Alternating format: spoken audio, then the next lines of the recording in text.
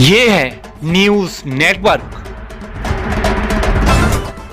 आप देख रहे हैं भारत बंद न्यूज, एक भारत एक आवाज। दूर होंगी सफाई कर्मचारियों की परेशानियां। लालकुआं से चंद्रमोहन जोशी की रिपोर्ट। हल्द्वानी सफाई कर्मचारियों की मांगों को लेकर राज्य सफाई कर्मचारी आयोग के उपाध्यक्ष अजय राजौर ने कहा कि सफाई कर्मचारियों के सेवानिवृत्त और मृत्यु होने के बाद जो पदमृत घोषित हो रहे थे वह जल्दी पुनर्जीवित किए जाएंगे। इसके अलावा खाली पड़े संविदा व स्वच्छता समिति में कार्यरत सभी कर्मचारियों जिनकी सेवा 10 वर्ष की हो चुकी है, उन कर्मचारियों को भी नियमित करने पर सहमति बनी है। राज्य सफाई कर्मचारी आयोग के उपाध्यक्ष और शहरी विकास मंत्री सफाई कर्मचारियों की मांगों को लेकर मुख्यमंत्री से देहरादून में मिले थे, जिसके बाद कई बिंदुओं पर सहमति बन चुकी है, जिनको जल्द कैबिनेट में लाया जा सकता है। इसके अलावा सभी सफाई कर्मचारियों को 5 लाख तक का निःशुल्क इलाज मिलने का आदेश भी जारी किया जाएगा और शिक्षित सफाई कर्मचारियों की पदोन्नति करने पर भी सहमति बन चुकी है। अजय राजौर के मुताबिक कांग्रेस सरकार द्वारा गठित सफाई कर्मचारियों से संबंधित ढांचे में संशोधन करने के लिए जो भी बिंदु लाए गए थे जिनसे सफाई कर्मचारियों को नुकसान हो रहा था, उन बिंदुओं को कैबिनेट में लाकर जल्द समाप्त किया जाएगा। बाइट अजय राजौर, उपाध्यक्ष सफाई कर्मचारी आयोग उत्तराखंड सरकार। नियम 14 सूत्री कार्यक्रम था माननीय मुख्यमंत्री जी के समक्ष और माननीय शहरी विकास मंत्री जी और सचिव साहब और डायरेक्टर साहब के साथ हम लोगों की बहुत अच्छी बैठक रही और उसमें वार्तालाप में माननीय मुख्यमंत्री जी ने और माननीय शहरी विकास मंत्री जी ने पूर्ण रूप से अपनी सहमति जताई। जो 14 सूत्री कार्यक्रम उत्तरांचल स्वच्छ कर्मचारी संघ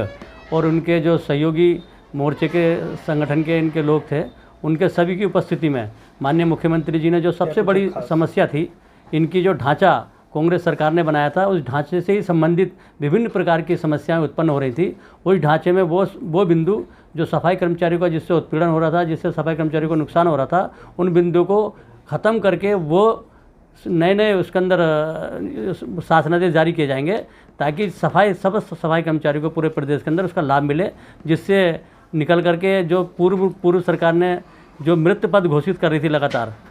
जो सफाई कर्मचारियों के लगभग 5000 पद थे उत्तराखंड राज्य गठन के समय, उन सभी पदों को पुनर्जीवित करने का शासनादेश इस प्रदेश के अंदर बन रहा है। और कैबिनेट का मामला है, क्योंकि कैबिनेट के अंदर माननीय मुख्यमंत्री ने दिशा निर्देश भी दिए हैं, जो मामले कैबिनेट स्तर के हैं उसे तुरंत कैबिनेट के अंदर लेकर के आएँ और उसके लिए उस कैबिनेट के बाद जो अतिरिक्त जो अन्य जो इनकी समस्याएँ हैं उसके लिए जल्दी से जल्दी शासनादेश निर्गत करने के दिशा निर्देश दिए हैं। कुछ नई नियुक्तियों पर भी बात हुई है। नई नियुक्तियों पर देखिए, जो पद 2000 लगभग इनके पद मृत घोषित हो गए हैं, उनको पुनर्जीवित करने के पश्चात जो सफाई कर्मचारी संविदा कर्मचारी हैं, हमारे स्वच्छता समिति के कर्मचारी हैं, जिन्होंने अपनी सेवाएं 10 वर्ष तक